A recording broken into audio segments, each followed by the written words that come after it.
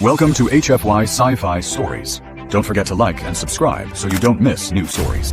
Plasma seared Colonel Austin Reed's chest mid-sentence, and he paused, a mere half-second, to behold the smoldering rupture in his dress uniform before calmly stating, "Trade talks demand a finer strategy than your present proposals allow." Chaos erupted in the Galactic Assembly Hall, a predictable pandemonium.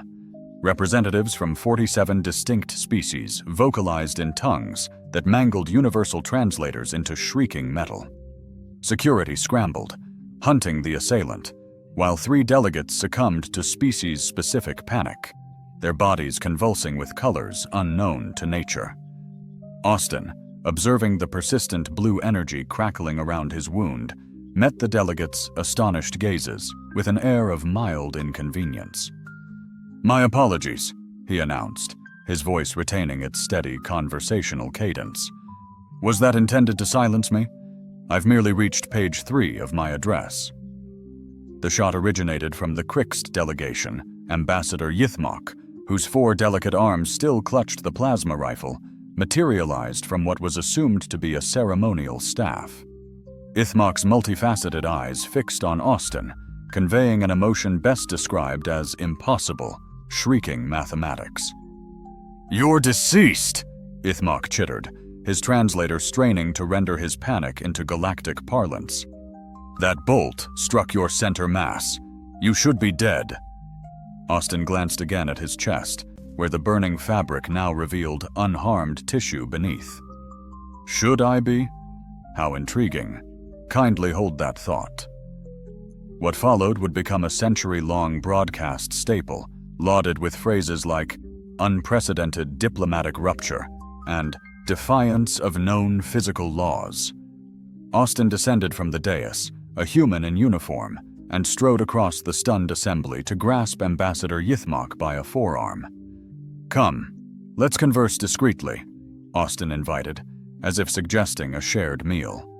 The Krixt ambassador, a creature the size of a small shuttle, boasted an exoskeleton impervious to military weaponry and evolved predatory appendages. Austin, a man shot through the chest with a weapon meant for armored vehicles, began to tow Yithmok toward the podium like a rather weighty piece of furniture. "Wait," interjected Chancellor Drexnell of the crystal in her Gemini, her translucent form emitting disoriented harmonics. "What transpires? How does he move? How lives he?" "I'm presenting," Austin replied, hoisting the struggling ambassador up the steps, though I confess, the audience engagement is rather more spirited than anticipated.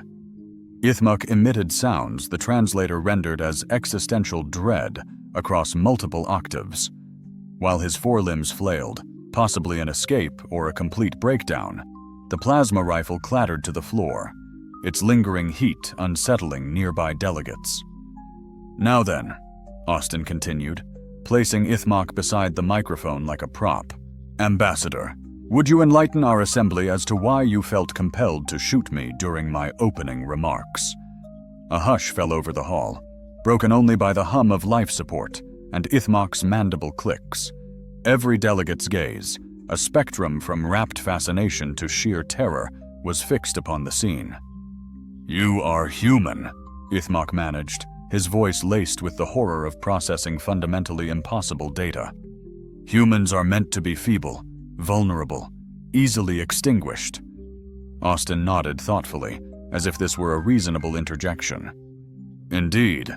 Your intelligence reports, I presume. Soft skin, exposed organs, no natural defenses. We must have appeared easy prey." "The reports were explicit," Yithmok whispered, his compound eyes flickering between Austin and the smoking wound. "Humans possess no inherent resilience.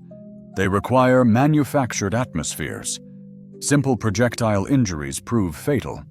They are classified as Class 7 biological entities, barely above primitive herbivores in threat assessment," Austin mused, genuine interest flickering in his eyes. "Remarkably specific. Pray tell, Ambassador, who compiled these insights?" Yithmok, finding firmer ground, replied, The Galactic Intelligence Consortium, Austin. They've been observing Earth for decades. Their data is extensive. Humans. Soft, slow, utterly susceptible to energy weaponry. Austin offered a smile, a sight more disquieting than reassuring, glancing at the still flickering blue energy within the hole in his chest. And yet I persist. What might that imply? Ithmok's forearms began to tremble. I cannot fathom it. The weapon I employed can pierce 6 inches of reinforced battle armor. It should have utterly obliterated your torso. Austin's smile widened. Should have. An intriguing nuance. It suggests your assessments are based on incomplete intelligence. A profound silence descended, allowing the varied respiratory rhythms of the assembled species to become audible. Austin surveyed the delegates, a professor relishing an engaged class. This highlights a crucial misunderstanding of Earth's standing in galactic affairs, he began, his voice resonating with the authority of a lecture. There appears to be some misapprehension regarding human capabilities. Consider Ambassador Ithmok's assumption that a plasma bolt to the chest would conclude our dialogue. A logical deduction, given the available data. But you are still speaking, Chancellor Drixner stammered, her crystalline form shifting through hues beyond most visual ranges. Indeed, Austin confirmed. This implies either the data is flawed or human physiology is far more complex than your scientists initially theorized. He turned his gaze back to Ithmok, whose exoskeleton emitted soft, stressed clicks. Ambassador, what else does your intelligence reveal about humanity? Ithmok's multifaceted eyes locked onto Austin, a desperate attempt to decipher a reality that defied its own parameters. They describe humans as emotionally volatile, prone to panic under duress, entirely lacking in experience with advanced technology or interstellar conflict. Emotionally volatile, Austin echoed, a thoughtful cadence to his voice. Yet I am engaging in a perfectly calm discussion after being perforated. What does this suggest about the veracity of your intelligence? They are wrong, Ithmok whispered, a tremor of horror betraying a dawning realization that his foundational knowledge was utterly false. Completely and utterly wrong. Austin inclined his head in approval. Excellent. You are grasping the fundamental issue. If your intelligence reports are inaccurate regarding human physiology, what other assumptions might they have misrepresented? The weight of that question struck the delegates like a physical force. If the Galactic Intelligence Consortium had been fundamentally mistaken about human capabilities, their threat assessments built on faulty data, their strategic planning rooted in false premises, then, as Chancellor Drixel articulated, her crystalline form now emitting dissonant harmonics akin to mathematics in crisis, they could be wrong about everything. Now you're thinking like a scientist, Austin commended, which brings us to the next phase of our demonstration. However, he paused, the true shock yet to unfold. That wasn't the truly astonishing part. What truly astounded them was when Austin reached into his jacket pocket, producing what appeared to be a common sidearm, and casually extended it toward the assembled delegates, as if offering refreshments. Would anyone else care to try? He inquired amiably. I am quite willing to answer any questions regarding human resilience, but I find practical demonstrations far more enlightening than purely theoretical discourse. The assembly hall erupted into renewed pandemonium, but this time, the chaos was more structured. Security forces barked orders in languages that seemed to warp the very air. Delegates scrambled for exits that now felt impossibly distant, and several species activated what appeared to be emergency escape protocols. No volunteers? Austin inquired, a hint of genuine disappointment in his tone. A pity. I had prepared several rather interesting demonstrations. He returned the sidearm to his jacket, then addressed the delegates with the air of someone earnestly attempting to assist. Perhaps we could begin with something simpler. Ambassador Ithmok, would you be so kind as to shoot me once more? I suspect there may have been some miscommunication regarding the initial attempt. Ithmok's compound eyes began to emit sounds. The universal translator registered as mathematical concepts undergoing an emotional collapse, his forearms spasming so intensely his exoskeleton rattled. I can't, Ithmok stammered. I don't grasp what's happening, Austin said, his tone gentle.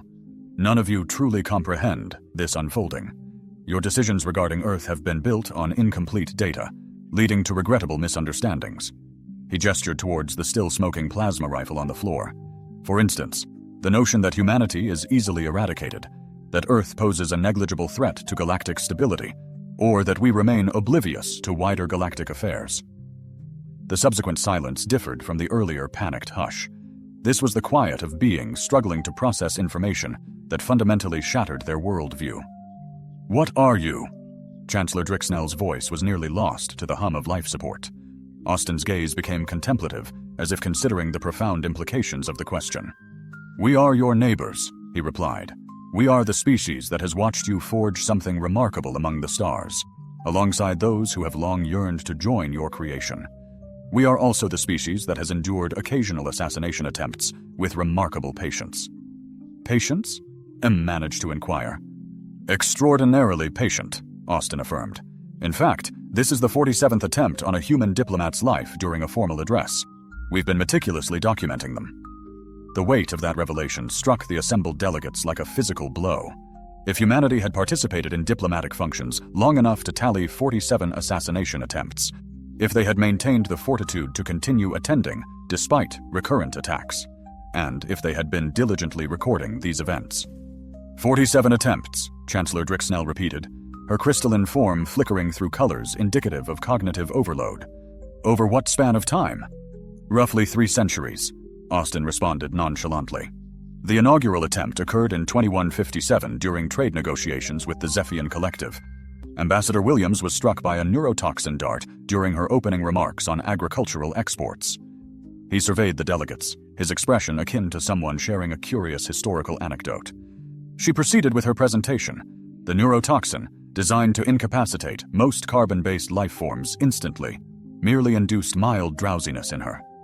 "Impossible," whispered Ambassador Keith of the Zirian Collective, his blue-hued form trembling visibly. "Our neurotoxins are engineered to affect all known biological systems." "All known biological systems," Austin echoed thoughtfully. "That's precisely the crucial distinction, isn't it? Known systems. The pertinent question remains, how thoroughly do you truly understand human biology?" He gestured to the wound in his chest, where the edges of the damage were already exhibiting a regenerative process that defied conventional medical understanding. "Did you, for example, know that human tissue can regenerate from energy-based trauma in real time? Or that our nervous systems can adapt to virtually any chemical compound within mere minutes of exposure?" The assembly hall fell silent, save for the collective sounds of several species experiencing simultaneous existential crises. Austin observed the delegates, his expression conveying genuine educational intent. "The fundamental flaw in your intelligence reports," he continued, "lies in their reliance on observations of humans within controlled environments, laboratory conditions. Artificial scenarios designed to assess specific capabilities under precise circumstances." He advanced towards the podium's edge, his movement drawing every gaze. "But humans do not thrive in laboratory conditions. We are not engineered for regulated environments. We are designed for chaos, for unpredictability, for scenarios where the rules are constantly shifting and the stakes escalate relentlessly." "What does that signify?" Quia inquired, though his compound eyes betrayed a palpable fear of the answer. "It signifies," Austin stated, his voice resonating with the depth of years of contemplation on this very matter, "that every test your scientists have conducted on human capabilities has been inherently flawed. You have been studying us in situations where we are at our weakest, not where our true strength lies." He looked directly at Yethmok, whose forearms now hung limp. "You shot me during a diplomatic presentation before 47 different species, with a weapon intended to neutralize armored vehicles.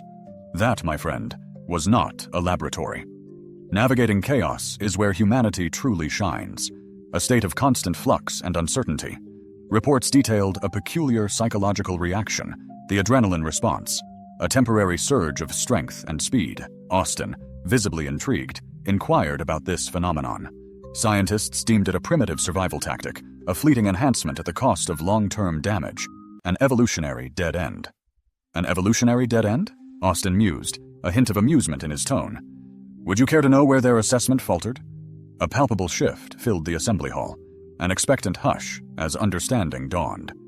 "Please explain," Chancellor Drixenel implored, her crystalline form resonating with anticipation. Austin, gesturing to the wound in his chest visibly knitting shut, revealed the core misunderstanding. They viewed adrenaline as a temporary emergency measure, unaware that for humans, the emergency is perpetual. He explained that most species evolved in stable environments, while humanity's crucible was a world actively hostile, demanding constant adaptation to unpredictable threats. Their mistake lay in assuming emergencies were transient, failing to grasp that for humans, living in a state of controlled crisis is the norm.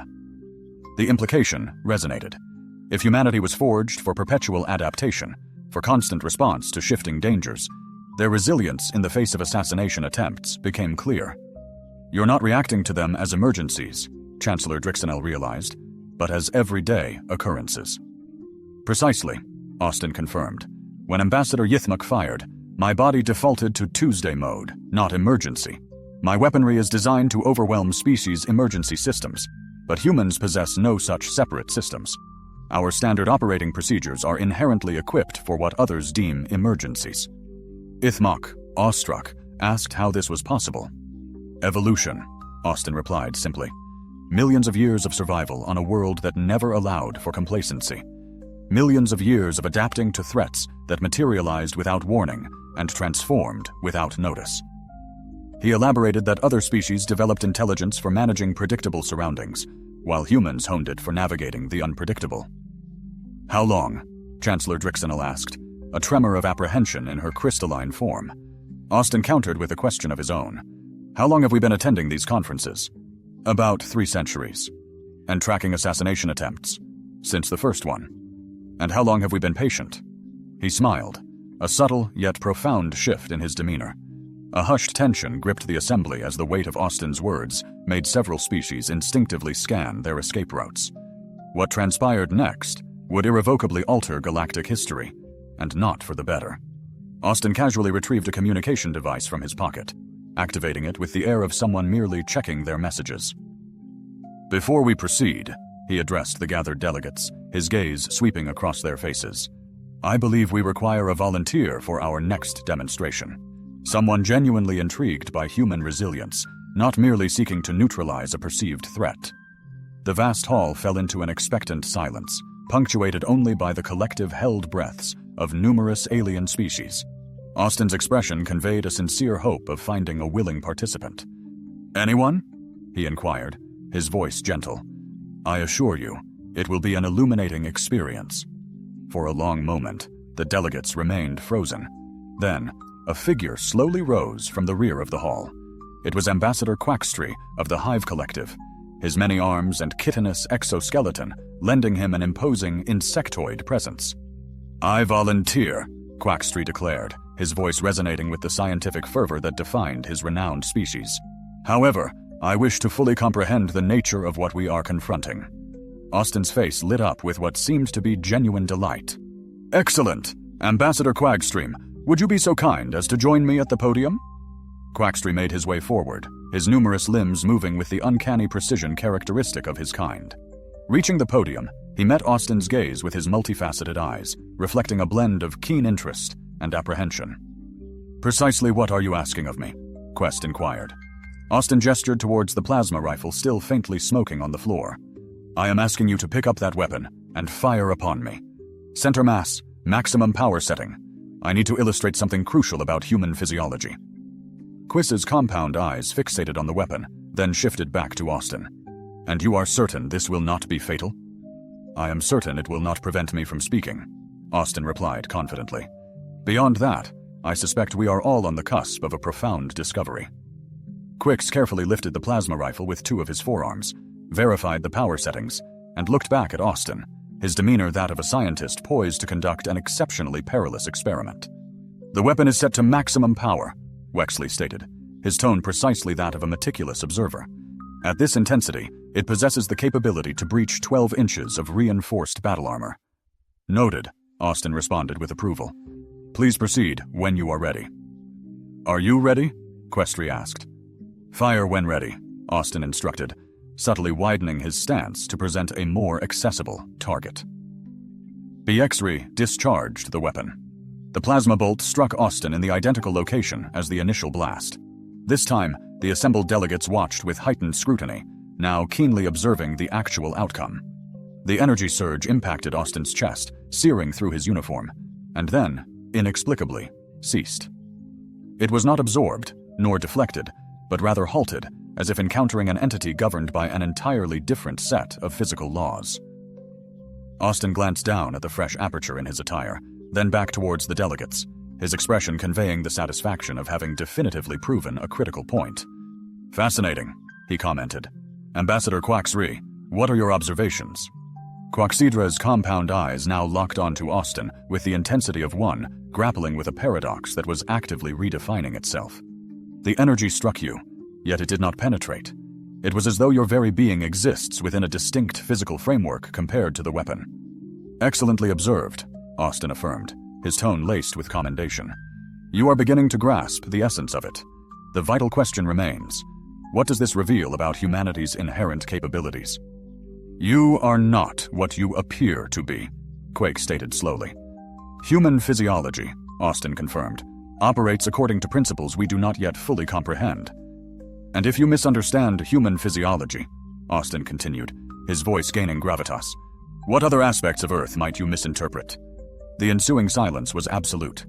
Every delegate in the assembly hall stared at Austin, their expressions betraying a dawning awareness of the immense implications of what they were witnessing.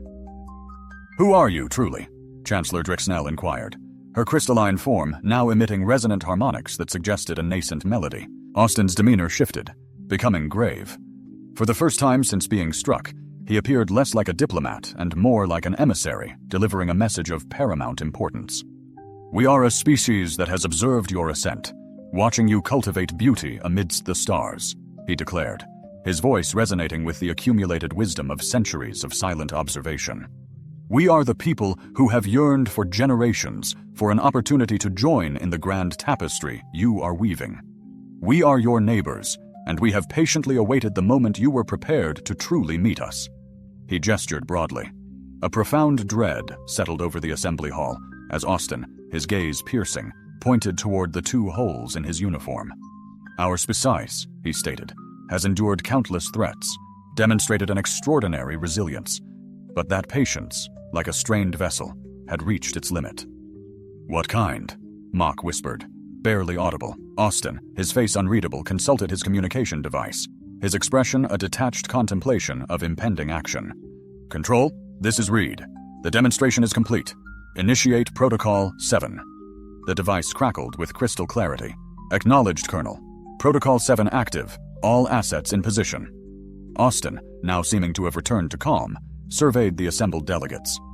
"Ladies, gentlemen, and all other entities," he declared, his voice echoing the gravity of the moment. "Earth's forbearance with the current diplomatic stalemate is now over." The hall fell silent, punctuated only by the mounting anxieties of the diverse species and the frantic beeping of communication systems. "What does this mean?"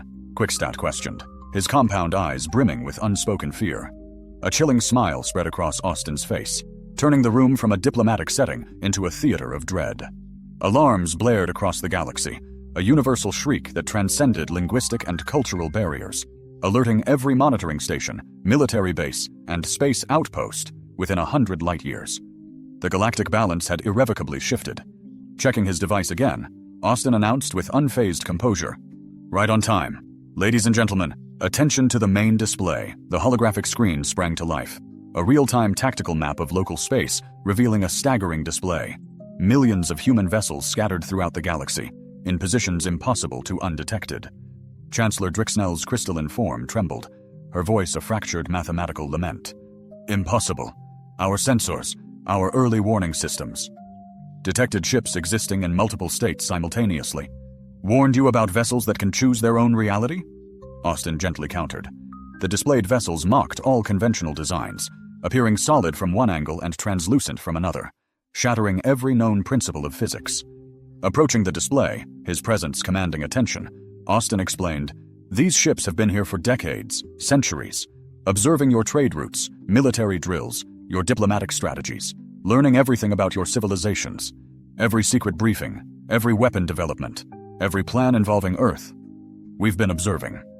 The delegates felt a wave of profound shock, as if struck by invisible blows.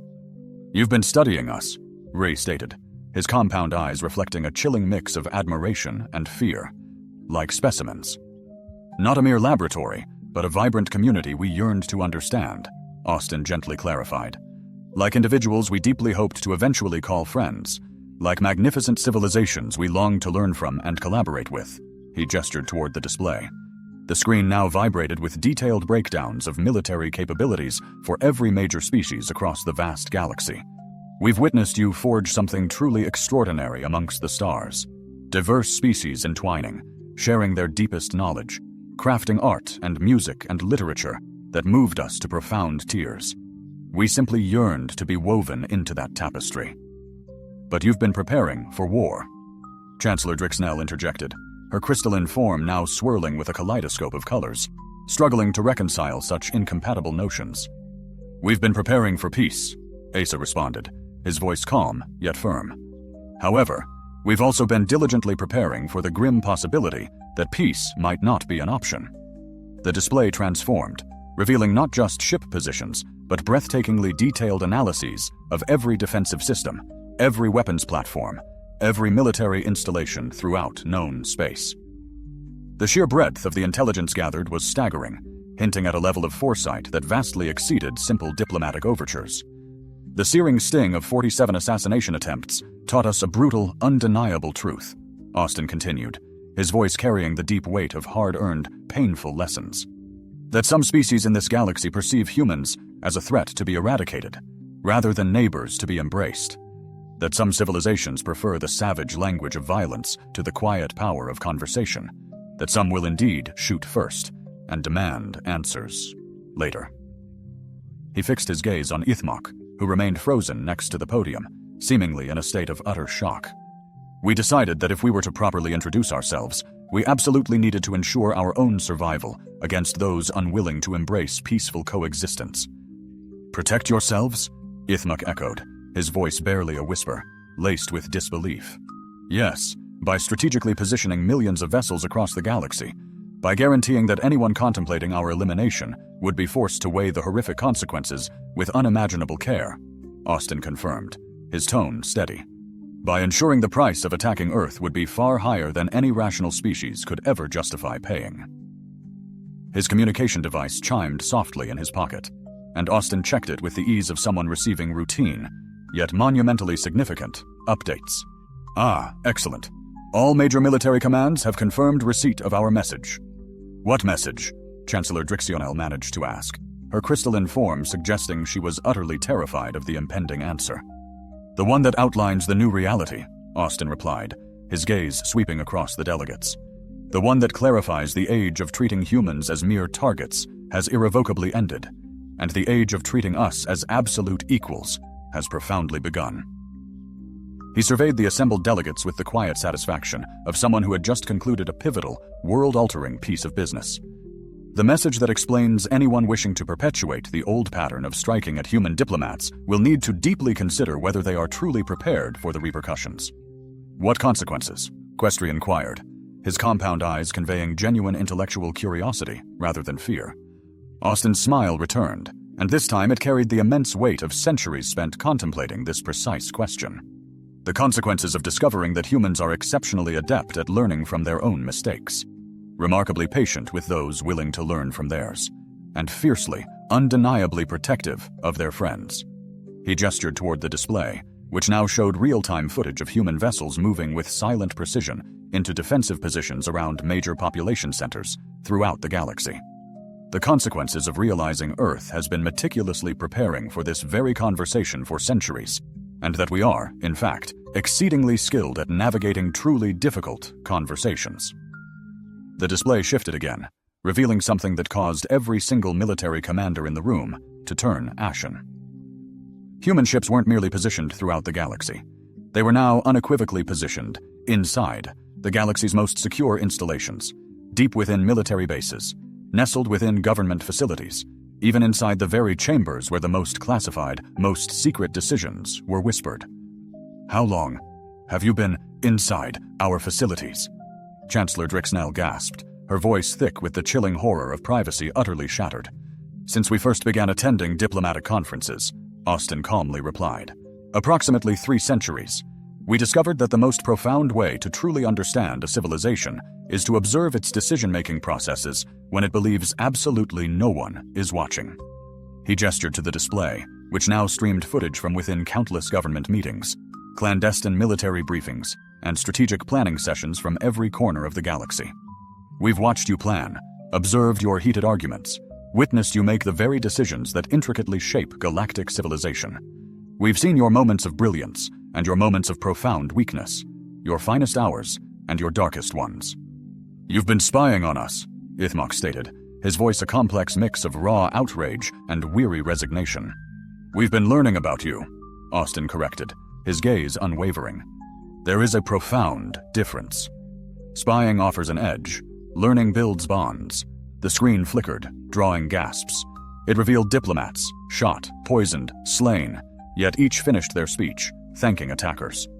Each attempt to end us, Austin's voice echoed, heavy with ancient patience, taught us about your species, your fears, drives, choices. We saw you unguarded and threatened. We learned of your capacity for immense cruelty when scared, and breathtaking kindness when given the chance. Most of you simply strive for your people's good.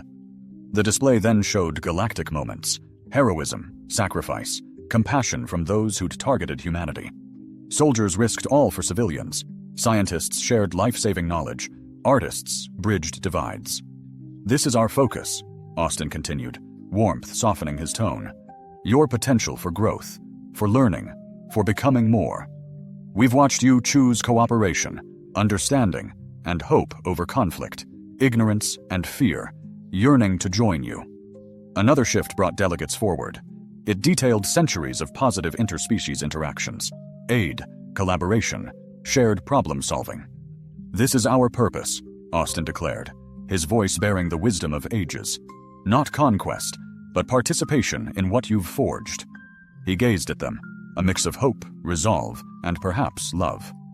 We've witnessed your beautiful evolution and wish to help it blossom further. The final image stunned all. It was Earth, not primitive, but a world in perfect harmony with transcendent forces. Cities breathed. Technology nurtured nature. Humans moved with unparalleled unity. This is our creation, Austin stated, quiet pride in his voice. This is our offering. Partnership, to build what none can alone. He met their eyes, a profound gift presented. Are you ready to transcend your kind and build together, instead of striking at neighbors? Silence fell, broken only by life support's hum, as alarms faded. Delegates stared, grappling with a power shift. We've always been here, Austin revealed, his voice carrying a truth long concealed. Observing, learning, awaiting this introduction. Why then? A chilling silence descended, punctuated only by the rhythmic hum of life support. Mock slumped, his arms lifeless at his side. Why this sudden revelation? Austin's gaze, profound and searching, seemed to weigh the cosmic implications of the question. We've had enough of patient waiting, enough of quiet observation. The galaxy's time to comprehend Earth's true potential has arrived. The holographic display expanded, revealing Earth's fleet not just in proximity, but positioned strategically across every key military base, trade route, and populated sector of known space. The strategic implications were overwhelming. If humans had, undetected, orchestrated a galactic presence for centuries, meticulously planning and observing, you could have conquered us at any moment. Chancellor Drixenel's voice, laced with a fearful wonder, echoed the revelation of a predator lurking in plain sight. Indeed, Austin acknowledged, his voice calm and measured. But conquest is dull, wasteful. Unhappy beings are less desirable collaborators. He pointed to the now detailed analysis of every galactic military force. We chose instead to observe, to learn, to fully grasp your evolution before considering our part. And your decision? Questry inquired, his eyes reflecting curiosity rather than fear. Austin's smile, imbued with the weight of centuries of contemplation, radiated. We've concluded that we are tired of being targeted during diplomatic encounters. We desire to be treated as equals, integrated into your galactic structure, not as an excluded entity. We seek to be your neighbors, not conquerors, but we will no longer stand as your victims. A palpable silence filled the hall. broken only by the soft hum of the life support and the distant, fading alarms echoing across the galaxy. The representatives stared at Austin, their expressions ranging from abject terror to reluctant respect. "What next?" finally inquired Chancellor Drixenol. Austin glanced at his communicator, a subtle satisfaction, anticipation, and something akin to hope evident in his expression. "We begin anew," he stated simply. "New laws, new treaties, a new understanding of neighboring in this galaxy full of fascinating entities." He gestured towards Ithmok, still stunned at the podium. "And Ambassador, when you next feel the need to fire upon a diplomatic emissary, ensure you fully comprehend your target." Austin's gaze swept over the representatives from 47 diverse species, each grappling with the seismic shift in their understanding of the galaxy. "Let me add," his tone casual and deliberate, "this exchange is being broadcast live throughout every inhabited system. Your citizens are watching. Your governments are listening. Your commanders are struggling to comprehend an event not documented in their training manuals." A smile, heavy with the weight of a momentous gift, graced his lips. "So as you return home tonight, when reporting to your superiors, when explaining what transpired here today, remember this: humanity did not approach you as a threat. We came to offer you partnership. The choice of how to respond remains entirely yours." The vision of Earth, a revelation, blazed for a fleeting moment, unveiling a reality far removed from the galaxy's dismissive assumptions. This was no primitive sphere, but a testament to a species brimming with profound potential, who had consciously forged an existence of remarkable wonder. Their cities, marvels of ingenuity, seamlessly integrated with forces that transcended ordinary understanding, while their technology, a beacon of progress, served to elevate life rather than extinguish it. Across this vibrant world, humanity moved with an inherent poise, a species secure in its essence, possessing not the need to assert superiority, but a wealth of gifts to share. Yet the culminating image resonated most profoundly, a humble message, now disseminated across the vast expanse of every galactic network, translated into every tongue, destined to etch itself into the annals of history. We were mistaken. As this revelation rippled outward, traversing star systems, bridging species, and uniting civilizations, the cosmos slowly grasped a monumental truth. The era of underestimating humankind had irrevocably ended. A new dawn of collaboration was at hand, an uninvited yet inevitable partnership. Austin, his gaze sweeping across the gathered representatives, his countenance etched with the gravity of a man who had just irrevocably reshaped the very definition of humanity amidst a universe teeming with peril, offered a simple, profound closing.